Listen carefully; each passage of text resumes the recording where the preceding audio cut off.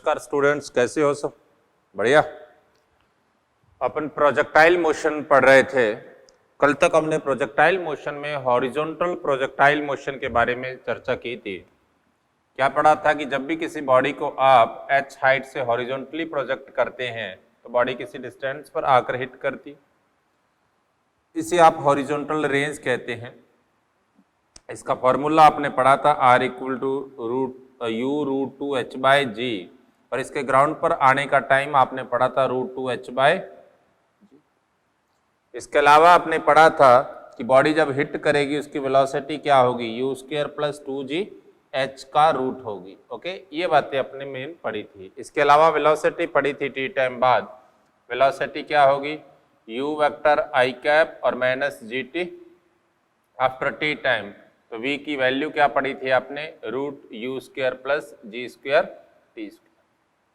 Okay, आज हम इसी प्रोजेक्टाइल मोशन में दो कंसेप्ट और पढ़ेंगे। हॉरिजॉन्टल प्रोजेक्टाइल मोशन में हो सकता है किसी बॉडी को आप u वेलोसिटी से अपवर्ड प्रोजेक्ट करें किसी एंगल थीटा से। Then definitely body have two components of velocity. One is u cos theta in horizontal direction and another is u sin theta in vertical direction. Therefore, body move due to both components and acceleration due to gravity in a parabolic path.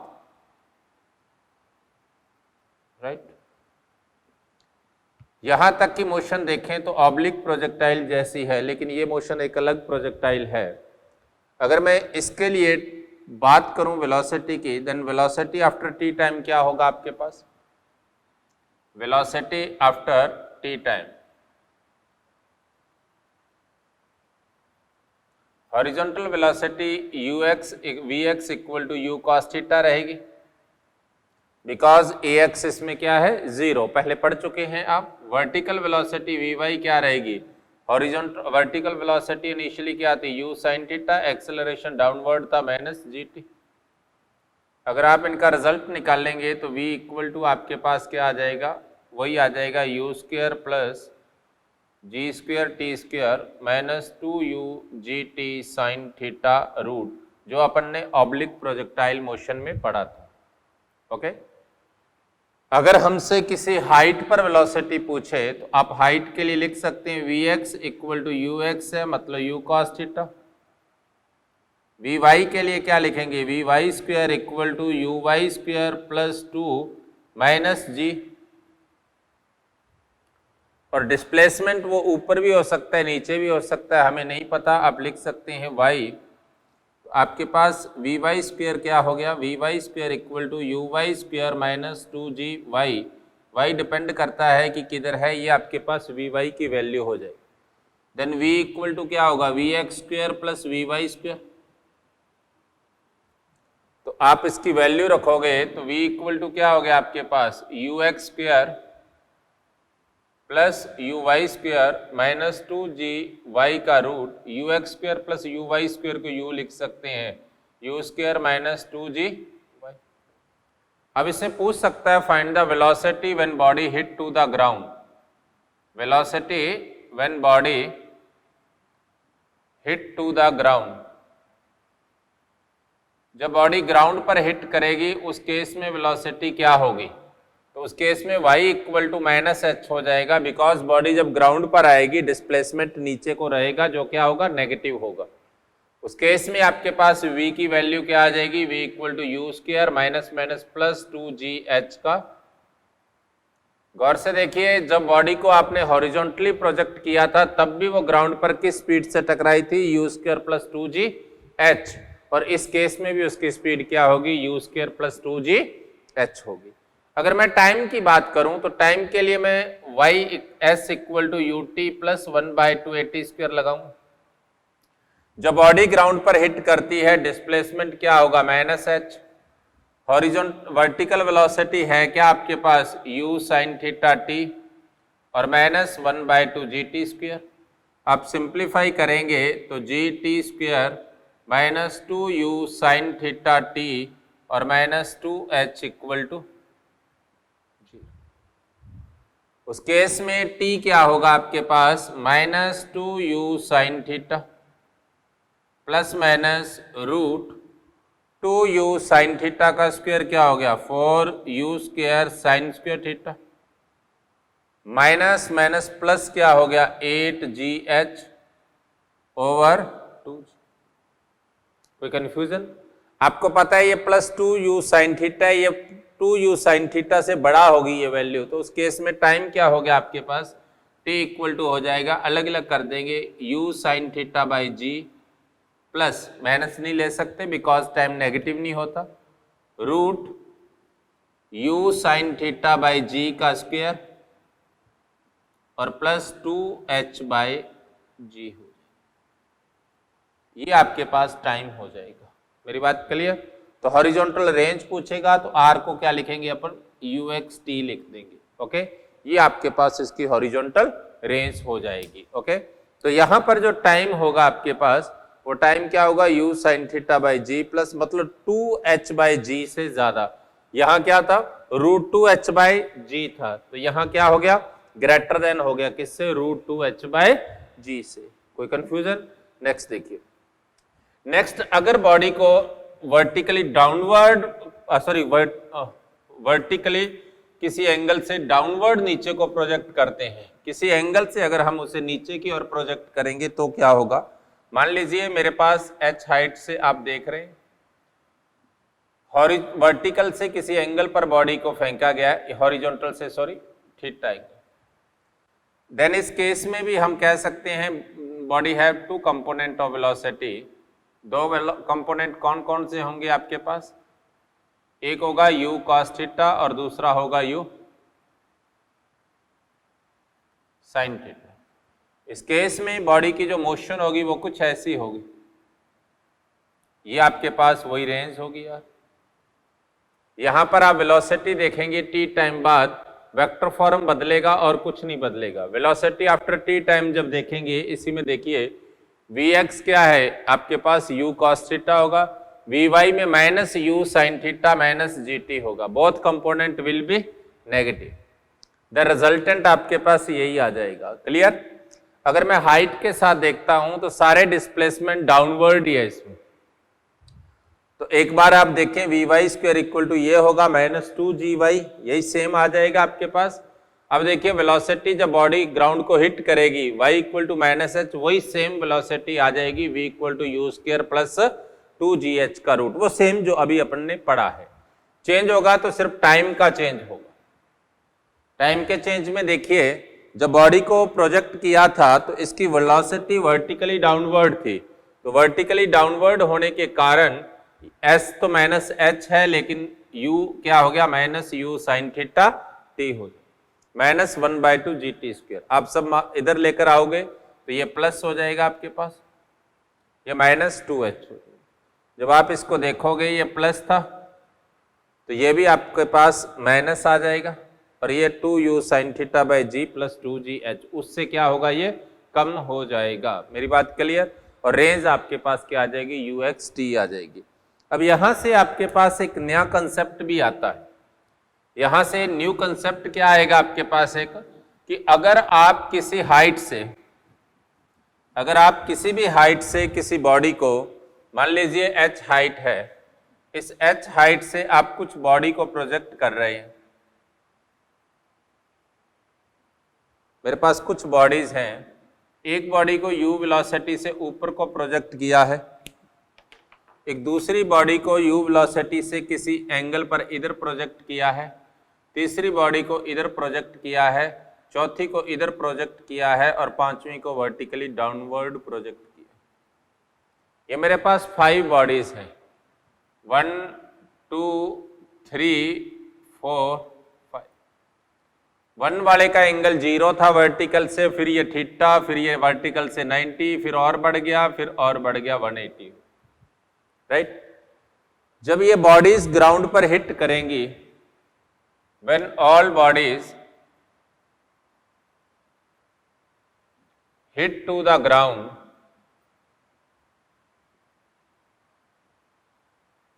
then speeds of all will be,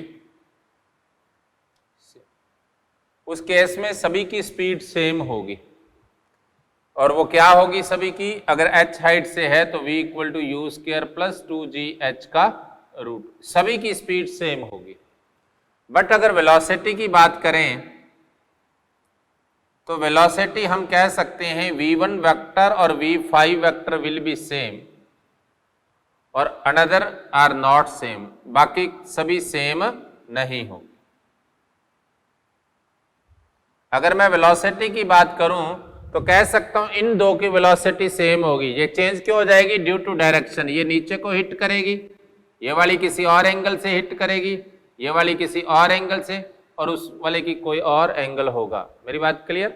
all bodies hit to the ground with same speeds but different velocities. हाँ, तो हम क्या बात कर रहे थे कि जब आप किसी बॉडी को h हाइट से सेम स्पीड से डिफरेंट डायरेक्शन में प्रोजेक्ट करते हैं, तो जो बॉडी वर्टिकल हो चाहे किसी भी एंगल पर हो, इन सभी के लिए स्पीड क्या होगी, सेम होगी जब body hit the ground, but velocity will be different. क्यों? क्योंकि उनकी डायरेक्शन अलग अलग हो जाएगी, राइट।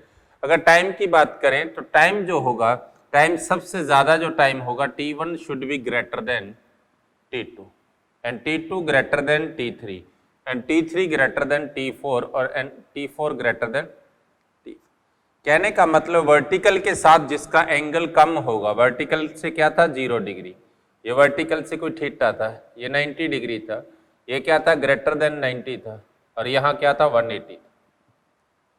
वर्टिकल से 0 डिग्री एंगल था तो उसका टाइम सबसे ज्यादा, कोई एंगल था जो थीटा जो क्या था 0 से 90 के बीच में था, उसके लिए उससे कम, फिर 90 डिग्री वाले के लिए उससे कम, और सबसे कम टाइम क्या होगा जो डायरेक्टली नीचे को प्रोजेक्ट किया उसका टाइम होगा। एक और कंसेप्ट यहां से हम पढ़ लेते हैं कि एक बॉडी को आप हॉरिजॉन्टली प्रोजेक्ट करते हैं, एक बॉडी को आप ऊपर को प्रोजेक्ट करते हैं, एक को नीचे, ये तीनों सेम स्पीड से प्रोजेक्ट किए हैं। इसका ग्राउंड पर आने का टाइम t1 है, इसका t2 है, इसका t3 है, तो आप कह सकते हैं t2 इक्वल टू क्या होगा, t1 t3 का रूट हो जाएगा। मेरी बात क्लियर? तो ये आपके पास हॉरिजॉन्टल प्रोजेक्टाइल मोशंस थी, राइट।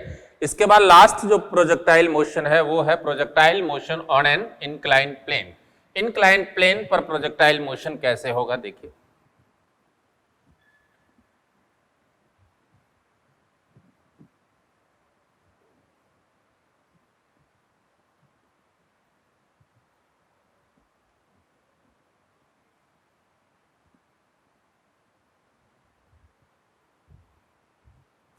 देखिए, projectile motion on inclined plane से पहले मैं इसके कुछ क्वेश्चंस की बात कर लूं आपसे।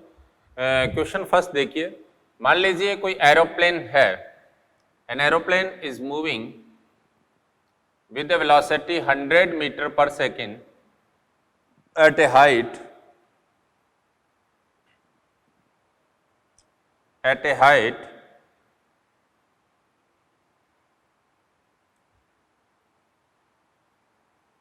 800 मीटर, राइट, 8 किलोमीटर ले लीजिए, at a height 8 kilometre, release a body, then find the location where body hit the ground from initial position and also find the distance where body hit the ground from point of release. Okay, यहाँ पर एक h height से 8 kilometre से किसी body को release किया है aeroplane से, वो डेफिनेटली जैसे ही आप रिलीज करोगे तो एरोप्लेन के साथ उसी वेलोसिटी से मूव करेगी, तो उस केस में वो कुछ इस तरह से आकर ग्राउंड पर हिट करेगी। आपसे एक तो ये रेंज पूछ रहा है, एक पूछ रहा है कि यहाँ से उसकी डिस्टेंस क्या होगी, मतलब s पूछ रहा है आपसे। इसके अलावा पूछ सकता है वेलोसिटी किससे हिट करेगी, वो वेलोसिटी पूछ सकता है, और आपसे पूछ सकता है कि ये एंगल क्या होगा, थीटा क्या होगा, ये इस तरह के कुछ क्वेश्चंस पूछ सकता है। अब देखिए, इसकी वेलोसिटी u क्या होगी, 100 मीटर पर सेकेंड। आपके पास हॉरिजॉन्टल रेंज क्या होगी, u रूट 2h/g। u कितना है आपके पास 100 मीटर, और h कितना है आपके पास 8 किलोमीटर है, तो 8 किलोमीटर का मतलब 8000 मीटर बाय 10, तो आपके पास कितना हो गया 100 रूट 1600, ये 40 आ गया, तो 100 इंटू 40 कितना हो गया 4000 मीटर हो जाएगा, मतलब 4 किलोमीटर हो। एक बात। दूसरी बात, टाइम पूछ लेता कि टाइम कितने बार हिट करेगा, तो टाइम आपको पता है √2h/g होगा। तो उस केस में √2h/g, तो 2 इंटू 8000/10 मतलब 40 सेकंड बाद ग्राउंड पर वो हिट करेगा। ओके, उसके बाद देखिए आपसे s पूछ सकता है, s क्या होगा, ये 8 किलोमीटर है, ये 4 किलोमीटर है, तो आप लिख सकते हैं s इक्वल टू क्या होगा, 4 स्क्वायर प्लस 8 स्क्वायर रूट, तो कितना आ गया 4√5 हो जाए, इतने किलोमीटर। आपसे पूछ सकता है कितना एंगल होगा, तो आप थीटा के लिए लिख सकते हैं tan थीटा इक्वल टू क्या था 8 किलोमीटर बाय r कितना है 4 किलोमीटर, तो कितना आ गया 2, तो थीटा इक्वल टू क्या आ जाएगा tan इनवर्स 2 आ जाएगा। इसके अलावा आपसे वेलोसिटी पूछ सकता है, वेलोसिटी क्या है, पढ़ा था u² प्लस 2gh का, u कितना है आपके पास 100 स्क्वायर प्लस 2g कितना है 10 और h कितना है आपके पास 8000 मीटर, तो आपके पास कितना हो गया 10,000 प्लस 16। ओके, तो ये आपके पास कितना आ जाएगा, इसको आप सिंप्लीफाई करोगे तो ये 17 का रूट निकाल लेना, इसका रिजल्ट आ जाएगा। मेरी बात क्लियर? तो इस तरह से आपसे एक क्वेश्चन पूछ सकता है। इसके अलावा और देखिए क्वेश्चन, मान लीजिए आपको कहा है कि कोई स्टेयर है और उस पर किसी बॉल को वो ड्रॉप कर रहा है, किसी बॉल को रिलीज कर रहा है टॉप से, तो उस केस में आपसे पूछ सकता है, स्टेप्स पूछ सकता है। ऐसा क्वेश्चन आपकी शीट में भी मिल जाएगा। ये इस तरह से स्टेयर है जिसमें ईच की हाइट h है और ईच की विड्थ b है। यहां से किसी बॉडी को u वेलोसिटी से उसने छोड़ा है, उस केस में वो कह रहा है कि बताओ वो कौन से स्टेप पर आकर गिरेगी। राइट, मान लो ये nth स्टेप पर गिर रही है आकर, then find the number of step where hit the ball. Okay, the length of each step is b and the height of each step is h.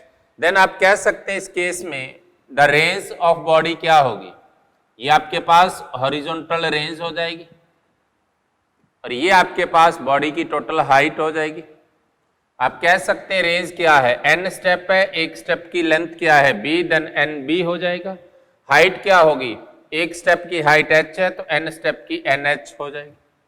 आप लिख सकते हैं r equal to u √2h/g, तो आपके पास क्या हो गया nb equal to u √2nh/g।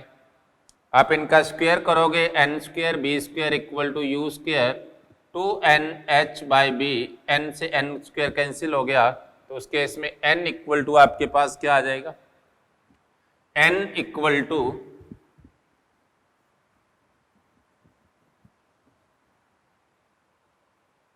2h u square by, ये g है सॉरी, बाय gb स्क्वायर हो जाएगा। मेरी बात क्लियर? नेक्स्ट क्वेश्चन देखिए, हॉरिजॉन्टल प्रोजेक्टाइल में ये दो क्वेश्चन और देखिए। एक क्वेश्चन क्या है कि from a height 29.4 metre a body is projected with velocity 9.8 metre per second below at an angle 30 degree with horizontal, then find the, आपसे क्या क्या पूछ सकता है, टाइम बताओ क्या होगा, आपसे पूछ सकता है फाइंड द हॉरिजॉन्टल रेंज, और फाइनली आपसे पूछ सकता है velocity with body hit to the ground. और जी की वैल्यू क्वेश्चन में दे रखी है, क्या लेनी है 9.8। देखिए जब बॉडी आएगी तो इस तरह से मोशन करेगी, आपको ये रेंज पता करनी है। यहां से देखिए इस वेलोसिटी के दो कंपोनेंट होंगे, 9.8 cos 30 और दूसरा होगा 9.8 sin 30। यहां से देखिए आप y इक्वल टू क्या होता है, u/t प्लस 1/2 a/t स्क्वायर ना। y क्या, वर्टिकल डिस्प्लेसमेंट कितना था -29.4, uy क्या है 4.9 लेकिन नेगेटिव है तो -4.9t minus 1/2 into 9.8t square, ये भी क्या हो गया 4.9 हो जाएगा। ओके, आप इधर लाओगे, ये क्या हो गया 4.9t स्क्वायर प्लस 4.9t और -29.4 इक्वल टू 0। ये आपके पास क्वाड्रिक इक्वेशन बन जाएगी। इस क्वाड्रिक इक्वेशन में अगर हम बात करें तो इससे अपन t निकाल लेंगे।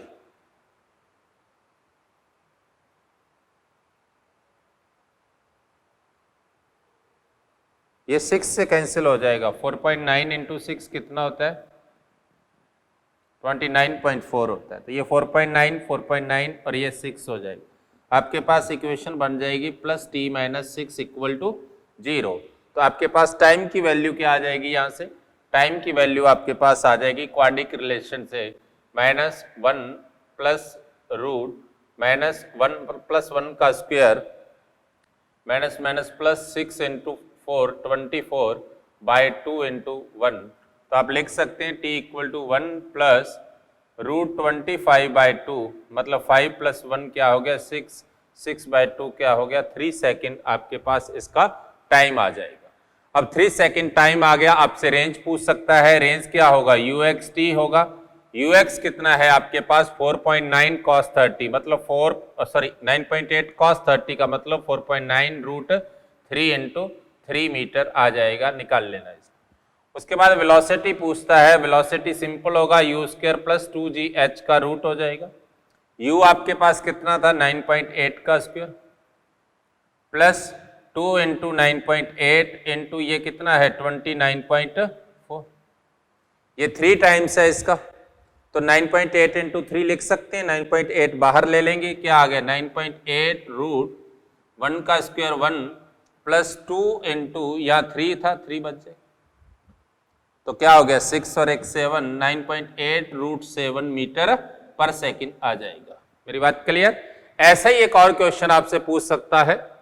सेकंड क्वेश्चन देखिए इसी टाइप का। ये कहता है कि a body is projected at an angle 10 metre per second in the upward direction at an angle 30 degree with the horizontal from the top of a tower of height 10 meter. क्या है? A body is projected upward with a velocity 10 meter per second from the top of a tower at an angle 30 degree और height of tower is 10 meter. Okay? इस case में वही चीजें पूछ सकता है, find the time, find the range and find the velocity. तो simple body कुछ इस तरह से आएगी ग्राउंड पर। ये आपके पास रेंज है और इसने दिया है कि g की वैल्यू आपको क्या लेनी है? 10 मीटर पर सेकेंड स्क्वायर लेनी। Velocity have two component, the horizontal component is 10 cos 30 which is 5 root 3 and vertical component is 10 sin 30 which is equal to 5 metre per second. Then time के लिए आप y की बात करेंगे तो y equal to क्या होता है? uy t plus 1/2 ay t square. y आपके पास क्या है? -10। uy आपके पास क्या है? 5t minus 1/2 into 10 T square. आपके पास क्या आ गया? 5 कैंसिल होगा, इधर आएगा t स्क्वायर माइनस t और -2 इक्वल टू 0। कोई कंफ्यूजन? यहां से हम टाइम की बात करेंगे। Time equal to -1 plus root -1 का स्क्वायर -4, ये कितना है? 1 इंटू -2 बाय 2 इंटू 1। तो t इक्वल टू क्या आ गया? 1 प्लस रूट 1 प्लस 8 बाय 2, तो 9 प्लस 9 रूट क्या हो गया? 3, 1 plus 3 by 2 equal to 2 second आ जाएगा। मेरी बात क्लियर? 2 सेकेंड उसका टाइम है, तो हॉरिजॉन्टल रेंज क्या होगी? रेंज इक्वल टू uxt होगी। तो 5 रूट 3 इंटू 2 कितना हो गया? 10 रूट 3। तो आप लिख सकते हैं 10 इंटू 1.732 इक्वल टू 17.32 मीटर हो जाएगी। उसके बाद वेलोसिटी की बात करें तो v क्या हो गया? u स्क्वायर प्लस 2gh का रूट। तो u आपके पास कितना है? 10, तो 10 स्क्वायर प्लस 2 इंटू 10 इंटू 10। कोई कंफ्यूजन? 10 कॉमन आ गया, तो आपके पास 10 1 प्लस 2, तो आप लिख सकते हैं 10 रूट 3 हो जाए। यहां से ये भी 10 रूट 3 है, ये भी। अगर ये एंगल पूछ लेता तो ये एंगल कितना मिल जाता आपके पास? 45 डिग्री मिल जाएगा। ओके, तो ये आपके पास हॉरिजॉन्टल प्रोजेक्टाइल मोशन का कुछ कंसेप्ट रहा। ओके, नेक्स्ट हम बात करेंगे motion in on inclined plane. हाँ भाई, तो मोशन अलोंग इंक्लाइंड प्लेन की बात करेंगे। दो तरह से हो सकती है, ऐसा भी हो सकता है कि मोशन को इंक्लाइंड प्लेन पर डाउनवर्ड से अपवर्ड प्रोजेक्ट किया जाए, ये भी हो सकता है। मान लीजिए ये एंगल कोई अल्फा है, राइट, इसको इसके साथ थीटा एंगल से प्रोजेक्ट किया गया, देन बॉडी की जो मोशन होगी वो इस प्लेन के अलोंग कुछ ऐसी होगी। ओके, अब इस मोशन का एनालिसिस करने के लिए अपन इंक्लाइंड प्लेन के अलोंग ले लेते हैं। मान लीजिए ये इंक्लाइंड प्लेन के अलोंग वाली एक्सिस को हमने क्या ले लिया, एक्स एक्सिस, और इसके परपेंडिकुलर जो एक्सिस थी उसको हमने क्या ले लिया, वाई एक्सिस। आपको ये मैक्सिमम हाइट पता करनी है, एच मैक्सिमम। आपको ये पता करना है कि ये रेंज कितनी होगी। ये दो चीजें हम अधिकतर टाइम निकाल, और तीसरी बात टाइम निकाल लेते हैं। या गौर से देखिए, अगर मैं मोशन की बात करूं तो इस u के दो कंपोनेंट होंगे, one is along inclined plane u cos theta and second is vertical along y axis u sin theta. आपको पता है इस बॉडी पर g नीचे की ओर था, इसका मतलब g के दो कंपोनेंट हो गए। ये आपके पास अल्फा था, ये 90 माइनस अल्फा, तो ये भी क्या हो जाएगा, अल्फा। इसको आप लिख सकते हैं g cos अल्फा, और इसको आप लिख सकते हैं g। अब आपके पास जो कंपोनेंट आएंगे ux इक्वल टू क्या आया, u cos theta, and uy equal to क्या आया, u sin थीटा, राइट। और ax इक्वल टू आपके पास क्या आया, माइनस g sin अल्फा, और ay इक्वल टू क्या आया, माइनस g cos अल्फा। ये मेरे पास इसके कुछ पैरामीटर्स हैं। उस केस में हमारे पास इसकी टाइम ऑफ फ्लाइट क्या होगी, हॉरिजॉन्टल रेंज क्या होगी, मैक्सिमम हाइट क्या होगी, इन तीन बातों पर हम चर्चा करेंगे। फर्स्ट देखिए, जब when body hit to the inclined plane then it's y component will be 0। अगर इसका y कंपोनेंट 0 है तो आप कह सकते हैं y equal to u y t plus 1/2 a y t square equal to 0। हम इसकी वैल्यू पुट करेंगे, यू वाई आपके पास क्या है, u sin theta t minus 1/2 g cos alpha t square equal to 0। तो आपके पास t की वैल्यू क्या आ जाएगी, यहां से 2u sin theta by g cos alpha. Okay, अब देखिए नेक्स्ट अपन हॉरिजॉन्टल रेंज की बात करेंगे। हॉरिजॉन्टल रेंज क्या है, x, तो x इक्वल टू क्या होगा, ux t plus 1/2 ax T square. When body hit at the inclined plane, then t equal to t क्या पढ़ा है आपने, 2u sin theta by g cos alpha, और उस केस में x इक्वल टू r हो जाएगा। तो r को r हो जाएगा, तो r क्या होगा, देखिए r इक्वल टू ux क्या है अपन के पास, u cos theta t minus a क्या है अपने पास 1/2 g sin alpha t square.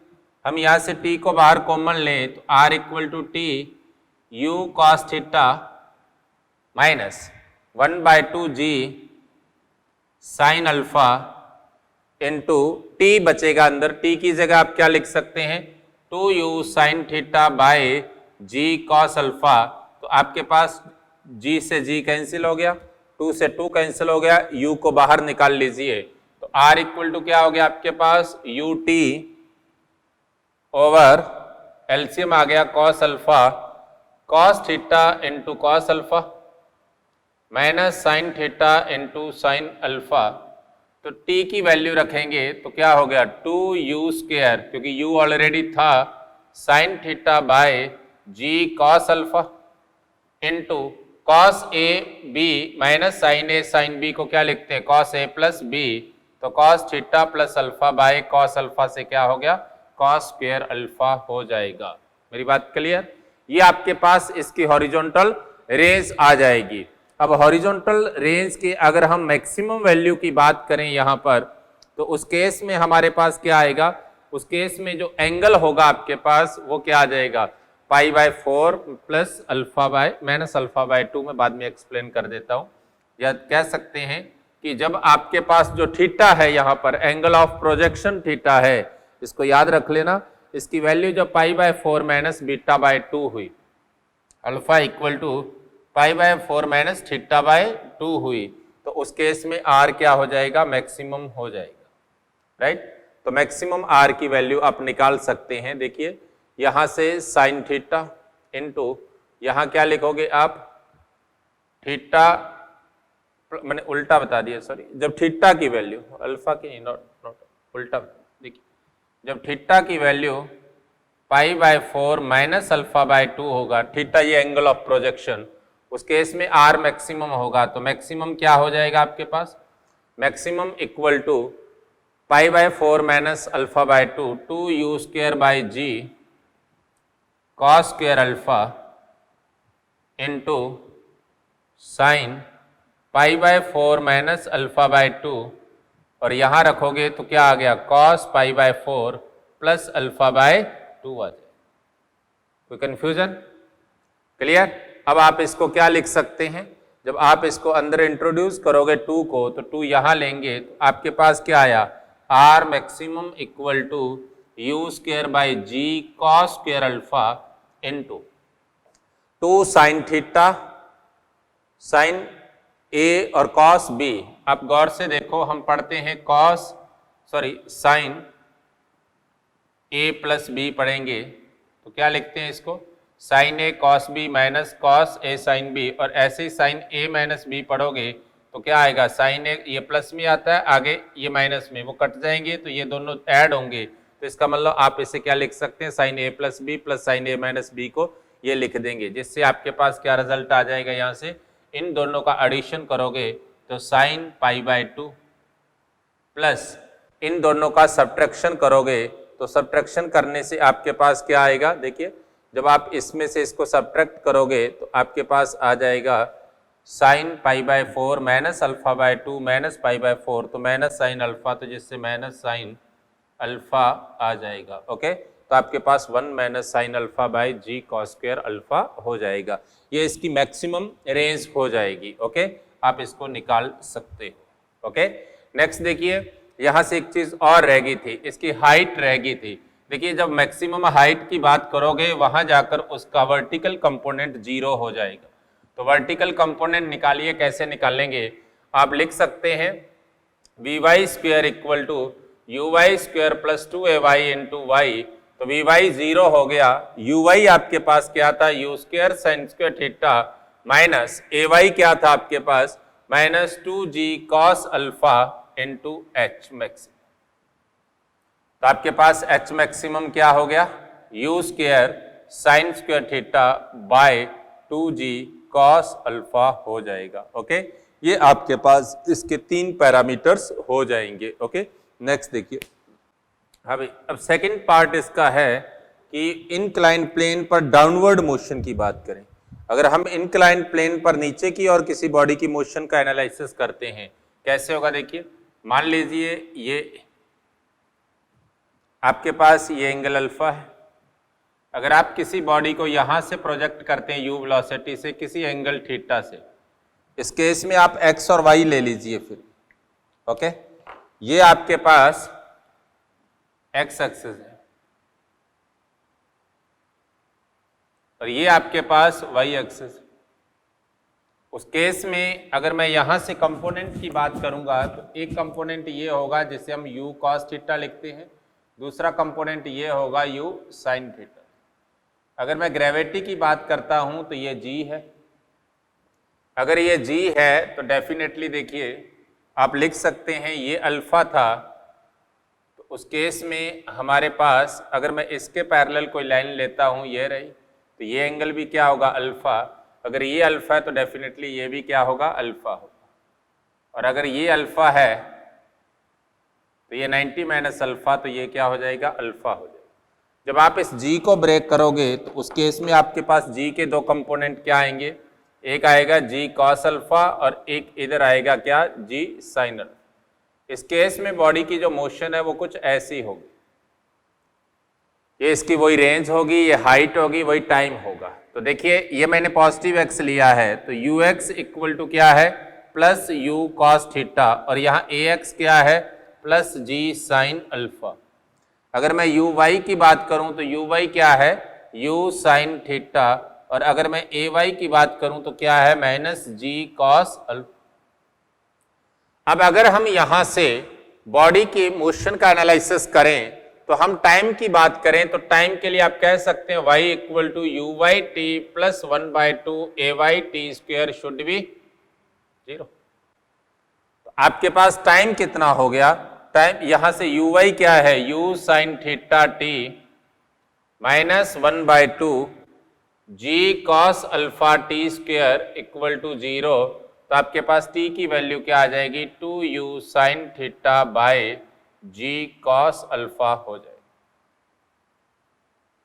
ये आपके पास टाइम की वैल्यू हो जाएगी। मेरी बात क्लियर? अब देखिए टाइम ये है तो रेंज क्या होगी, आपको पता है x equal to u x t plus 1/2 a x t square ना। आप कह सकते हैं r equal to u x क्या था, u cos theta t minus 1/2 g sine plus g sine alpha t square, t बाहर ले लीजिए, वैल्यू पुट करें u cos theta plus g sine alpha by 2 into 2u sine theta by g cos alpha. 2 से 2 cancel, g से g cancel, तो आपके पास u बाहर आ जाएगा, तो u t और कॉस अल्फा आपके पास एलसीएम होगा, तो cos theta cos alpha plus sign theta sine alpha. मेरी बात क्लियर? उस केस में आपके पास क्या आ गया, r इक्वल टू यू की वैल्यू रखेंगे 2u square sine theta bye, एक कॉस था एक और आ गया, into cos theta minus alpha हो जाए। अब अगर मैक्सिमम की बात करें तो r जब मैक्सिमम होता है वहां आपने क्या पढ़ा था, थीटा पढ़ा था π/4 माइनस अल्फा बाय 2, तो यहाँ प्लस अल्फा बाय 2 हो जाएगा, जस्ट अलग हो जाएगा। ओके, तो r मैक्सिमम की वैल्यू क्या होगी, देखो आप लिख सकते हैं 2u square by g cos square alpha, इसे क्या लिख सकते हैं, साइन π/4 प्लस अल्फा बाय 2, और जब आप यहां रखोगे π/4 प्लस अल्फा तो क्या हो गया, कॉस π/4 माइनस अल्फा बाय 2। कोई कंफ्यूजन? तो आपके पास वहां जो रिजल्ट आया था उससे अलग आ जाएगा। ओके, कैसे रिजल्ट आएगा देखिए, वही इस 2 को अंदर लेकर जाएंगे, u square by g cos square alpha, यहां से क्या आया, sine a plus b plus sine a minus b लिखेंगे, तो साइन ए प्लस बी क्या हो गया, ए प्लस बी, जब इनको ऐड करेंगे तो π/, ये कैंसिल हो जाएंगे, तो क्या बचा, π/2 बच जाएगा, plus sine a minus B, इसमें से इसको सब्ट्रैक्ट करेंगे, ये ऐड हो जाएंगे, प्लस अल्फा, ये आपके पास आ गया u square by g cos square alpha 1 plus sine alpha, वहां क्या आया था 1 माइनस साइन अल्फा। इसको और भी आगे लिख सकते हैं, उसको भी लिख सकते थे, आर मैक्सिमम क्या हो गया, u square by g 1 plus sine alpha over, इसे 1 माइनस साइन स्क्वायर अल्फा लिख सकते हैं, जिसे लिखेंगे 1 प्लस साइन अल्फा और 1 माइनस, तो ये कैंसिल हो जाएगा, तो यहाँ क्या आ गया, u square by g 1 minus sine alpha, और वहां क्या आना था, 1 प्लस साइन अल्फा आना था, मैंने यही छोड़ दिया था उसको माइनस साइन अल्फा से, तो इसको माइनस माइनस कैंसिल होकर प्लस बच जाएगा पीछे वाले में। ओके, तो ये आपके पास मैक्सिमम रेंज आ जाएगी। मैक्सिमम रेंज के बाद आपसे हाइट पूछ लेता है, हाइट क्या हो जाएगी, देखिए हाइट के लिए आपको पता है वर्टिकल कंपोनेंट विल बी 0, तो वेलोसिटी का वर्टिकल कंपोनेंट 0 हो जाएगा, तो कैसे होगा देखिए, v y square equal to क्या होता है, u y square plus 2ay into y, तो वी वाई आपके पास 0 हो गया है, यू वाई आपके पास क्या था, यू साइन थीटा, तो u square sine square theta, a y क्या था, -2 g sine cos alpha into h, तो एच की वैल्यू आ जाएगी u square sine square theta by 2g। कोई कंफ्यूजन? तो ये आपके पास मोशन ऑन इंक्लाइंड प्लेन हो जाएगी। मेरी बात क्लियर? नेक्स्ट देखिए, प्रोजेक्टाइल मोशन के तीसरे टाइप के बाद एक चौथा टाइप आ जाता है, जिसमें अधिकतर मूविंग फ्रेम से प्रोजेक्टाइल मोशन की बात कर लेता है। किसी भी मूविंग फ्रेम से जब आप किसी बॉडी को प्रोजेक्ट करते हैं तो उस बॉडी में एक तो जो आप वेलोसिटी प्रोजेक्ट कर रहे हैं, इसके अलावा उस फ्रेम की वेलोसिटी भी ऐड हो जाती है। मेरी बात क्लियर? तो उससे हमारे पास उसका रिजल्ट निकलता है। देखिए इसके कुछ एग्जांपल्स आपको बताता हूं। देखिए मान लीजिए आपके पास कोई फ्रेम है, ये u वेलोसिटी से जा रहा है, कोई कार है, इससे किसी बॉडी को ऊपर को v0 वेलोसिटी से प्रोजेक्ट किया है, राइट? आप कह सकते हैं वेलोसिटी ऑफ कार क्या है? Velocity of car with respect to ground क्या है? u i कैप है। और वेलोसिटी ऑफ बॉल क्या है जो इससे प्रोजेक्ट की है?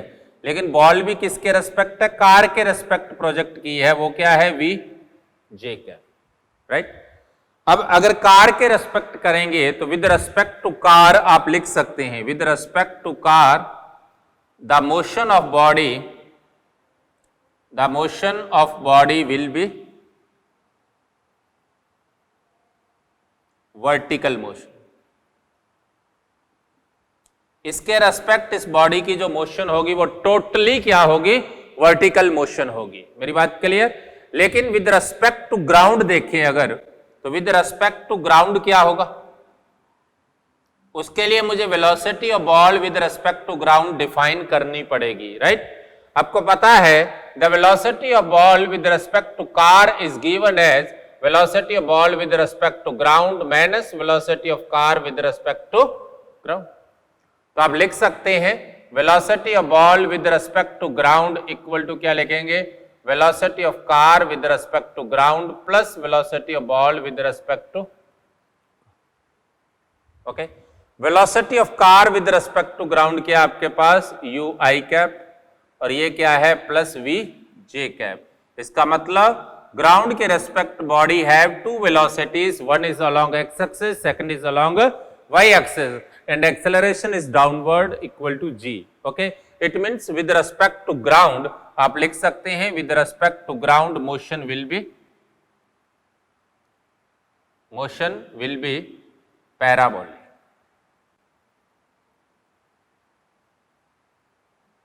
मेरी बात क्लियर? तो आफ्टर टी टाइम आप कह सकते हैं टी टाइम बाद अगर कार यहां से यहां जाएगी टी टाइम पर, ओके, देन बॉडी की जो मोशन ऊपर को थी वो ग्राउंड के रेस्पेक्ट कुछ ऐसी होगी, लेकिन इसके रेस्पेक्ट वो ऐसे रहेगी। मेरी बात क्लियर?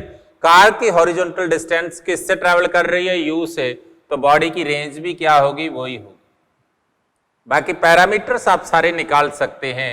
आप कह सकते हैं जितनी वेलोसिटी कार की होगी उतनी ही वेलोसिटी किसकी होगी? बॉल की। मेरी बात क्लियर? ग्राउंड के रेस्पेक्ट, तो कार के रेस्पेक्ट उसकी हॉरिजॉन्टल मोशन क्या होगी? 0 हो जाएगी, ओके? यहां से टाइम पीरियड क्या होता है? 2u बाई जी 2v यहां से मैक्सिमम हाइट क्या होगा? u स्क्वायर बाय 2g, तो आप लिख सकते हैं v स्क्वायर बाय 2g। यहां से रेंज क्या होती है? आप पढ़ते हैं 2ux uy बाई g, तो आपके पास 2uv बाय g। बॉडी की टाइम ऑफ फ्लाइट क्या होगी? 2uy बाई जी, आप पढ़ चुके हैं क्या था? 2v बाई जी। तो ये आपके पास इसके पैरामीटर्स हो जाएंगे। मेरी बात क्लियर? तो जब भी कोई बॉडी की मोशन किसी कार से या किसी मूविंग फ्रेम से करते हैं तो आप उस फ्रेम की वेलोसिटी को उसमें ऐड कर लेते हैं। मेरी बात क्लियर? नेक्स्ट देखिए, अब इसमें ऐसा भी हो सकता था कि कोई कार है उससे किसी बॉडी को ऐसे प्रोजेक्ट किया गया है किसी एंगल थीटा। अब आप कह सकते हैं वेलोसिटी ऑफ कार तो ये थी, लेकिन velocity of ball with respect to car आपके पास क्या थी? यही थी ना। देखिए यहां से क्या हो जाएगी वो इस केस में आपके पास क्या होगी? v0 cos theta i cap plus sine theta. अब अगर यहां से मैं देखूं कार के रेस्पेक्ट मोशन भी उसकी क्या होगी? पैराबोलिक होगी, और ग्राउंड के रेस्पेक्ट भी क्या होगी? यहां भी क्या होगी? पैराबोलिक। और अगर मैं ग्राउंड के रेस्पेक्ट देखता हूं तो ग्राउंड के लिए मेरे पास क्या आ जाएगा? ये सेम कंसेप्ट आ जाएगा। आप लिख सकते हैं velocity of ball with respect to car क्या होगा? Sorry, with respect to ground क्या होगा? Velocity of ball with respect to car plus car with respect to ground. इसका मतलब आप कह सकते हैं कि यहां पर velocity of ball with respect to car तो ये थी, ग्राउंड के रिस्पेक्ट कार ये थी, तो टोटल क्या होगी v not cos theta plus you I cap हो जाएगा और plus v naught sine theta. अब जब मोशन का एनालिसिस करेंगे तो कार की हॉरिजॉन्टल वेलोसिटी क्या है ग्राउंड के रेस्पेक्ट u, लेकिन बॉल की ग्राउंड के रेस्पेक्ट क्या है u plus v naught cos theta है। इसका मतलब ये ग्रेटर है, ग्रेटर है तो यहां से जब मोशन स्टार्ट हुई थी आपके पास, तो यहां से जो मोशन स्टार्ट हुई है उस केस में इसकी पाथ कुछ ऐसे होगा, लेकिन कार अभी पीछे ही रह जाएगी। मेरी बात क्लियर? उस टाइम में कार डिस्टेंस मान लो s कार चलती है और बॉडी क्या चलेगी r चलेगी, तो आप कह सकते हैं इस केस में जो रेंज होगी वो कार की मोशन से, कार की डिस्टेंस से क्या होगी ज्यादा होगी। मेरी बात क्लियर? रेंज कितनी होगी? देखिए यहां से वर्टिकल कंपोनेंट ये है तो टाइम ऑफ फ्लाइट क्या हो गया 2 vertical v naught sine theta by g हो गया। मैक्सिमम हाइट भी वही हो जाएगी, क्या होगी वी वाई स्क्वायर मतलब v naught square sine square theta by 2g, right. अब आप रेंज की बात करें तो यहां से रेंज क्या होगी r equal to u x t होता है ना, तो यू एक्स आपके पास क्या है यू एक्स है v naught cos theta plus u into 2v naught sine theta by g, ये आपके पास रेंज होगी। और कार की मोशन क्या होगी उतने टाइम में, कार की मोशन u t होगी, वो वेलोसिटी क्या थी u, तो क्या हो गया u into 2v naught sine theta by g, उससे कम रहेगी। ओके, अब इसमें भी एक कई बार एक क्वेश्चन पूछ सकता है find the acceleration of car such that body again hit on the car, मतलब ऐसा दे दे कि टी टाइम में कार भी यहां पहुंच जाए और ये कार के अंदर ही हिट करे। इसका मतलब कार को डेफिनेटली क्या कराना पड़ेगा एक्सेलरेट कराना पड़ेगा। इसका मतलब इस केस में जो आपके पास रेंज होगी वही कार की डिस्टेंस होगी। आप कह सकते हैं इस केस में कि एक्स कार इक्वल टू क्या होगा रेंज होगी। एक्स कार क्या है यू टी प्लस 1/2 80 स्क्वायर और रेंज क्या है u x into t. U x क्या है बॉडी की horizontal velocity with respect to ground और यू क्या है वेलोसिटी ऑफ कार, ए क्या है एक्सेलरेशन। बॉडी को प्रोजेक्ट किया और कार एक्सेलरेट होगी आगे को, ओके जस्ट उसी टाइम, तो उस केस में उसका एक्सेलरेशन पूछेगा क्या होगा। तब यू एक्स को क्या लिख सकते हो, यू एक्स को आपने पढ़ा था v naught cos theta plus u into t, तो आप ut से ut को कैंसिल कर सकते हैं। आपके पास क्या बच गया 1/2 80 square equal to v naught cos theta t, t से टी कैंसिल, तो आपके पास a क्या आ गया 2v naught cos theta by t, तो आप लिख सकते हैं 2v naught cos theta by 2, t की वैल्यू क्या है 2v naught sine theta by g, तो 2v नॉट से v नॉट कैंसिल, तो a इक्वल टू क्या हो गया g कॉट थीटा हो जाए। ये आपके पास उसका क्या होगा एक्सेलरेशन हो जाएगा। मेरी बात क्लियर? ओके, नेक्स्ट देखिए लास्ट पॉइंट और है इसमें, ऐसे बहुत सारे कंसेप्ट बन जाते हैं इसमें।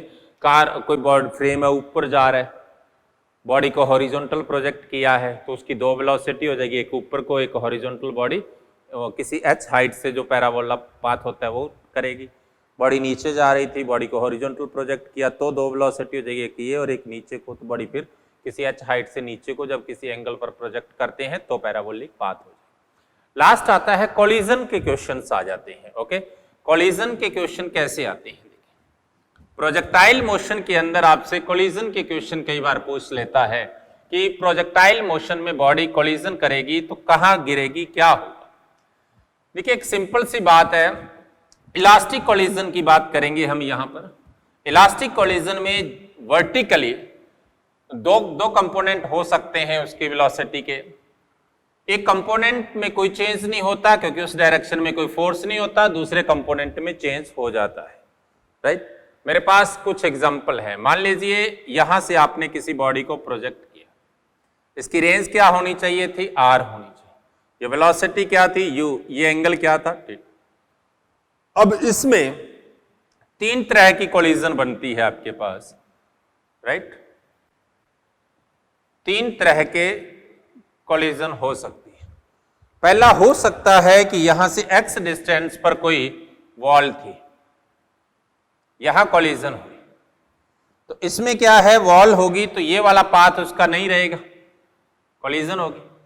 लेकिन कोलिजन इलास्टिक में वेलोसिटी चेंज नहीं होती है। कंपोनेंट ऐसे थे, एक कंपोनेंट ये था, एक नीचे को था, अब ये वाला तो अपोजिट हो जाएगा, ये ऐसे ही रहेगा, तो रिजल्टेंट ऐसी मोशन होगी।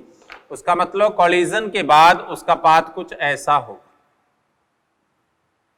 बॉडी यहां हिट करेगी। कंडीशन है ये जो x थी आपके पास, ये उसके मिड पॉइंट से ज्यादा थी। प्रोजेक्टाइल मोशन का ये मिड पॉइंट है ना, तो इससे क्या थी, वो ज्यादा थी। तो पाथ जो बनना था ये कितना रह गया था पीछे, टोटल r था, ये x था, तो आप लिख सकते हैं ये क्या था, r माइनस x था। कितना था पीछे, r माइनस x, तो इतना ही ये पीछे गिरेगी। इसका मतलब ये डिस्टेंस क्या होगी, r माइनस x। और इतने टाइम, जितना टाइम इसको आगे लगना था उतने ही टाइम बाद यहां हिट करेगी, और इस बॉडी की जो डिस्टेंस होगी आपके पास d, वो कितनी आ जाएगी, ये x थी, ये r माइनस x है, तो x minus r minus x मतलब 2x माइनस r डिस्टेंस पर गिरेगी। कहां से, पॉइंट ऑफ प्रोजेक्शन। अगर बॉडी पर ये वॉल बिल्कुल मिड लाइन पर होती, उस केस में क्या है, अब इसका हाफ पाथ तो बन गया, हाफ इसका बना ही नहीं, तो ये इसी पाथ पर वापस आ जाएगी, और इसी पाथ पर वापस आकर उसी पॉइंट पर गिरेगी। इस केस में जब x इक्वल टू क्या था, r/2। और अगर ऐसा हुआ कि ये इधर हुआ कुछ, जब ये x distance less than r/2 हुई, पहले वाला क्या था, ग्रेटर देन, तो एक बड़ा पाथ बनने वाला रह गया है, राइट। तो वो पाथ कितना रह गया है, जो बनना था आपके पास r माइनस x रह गया है, तो वो यहां से इधर बनेगा, वो उतना ही पाथ बनेगा, और वो कितना होगा, r माइनस x। तो यहां हिट करेगी, तो ये डिस्टेंस d आपके पास क्या हो जाएगी, r minus x minus x, तो r माइनस क्या हो गया, 2x हो गया। इस टाइप के क्वेश्चंस आएंगे आपके प्रोजेक्टाइल मोशन में। कल हम इसके क्वेश्चंस करेंगे, आज हम इतना ही पढ़ेंगे, और इसके शेड्यूल मॉड्यूल के जो भी क्वेश्चंस हैं वो हम सब कल सॉल्व करेंगे। Okay, thank you.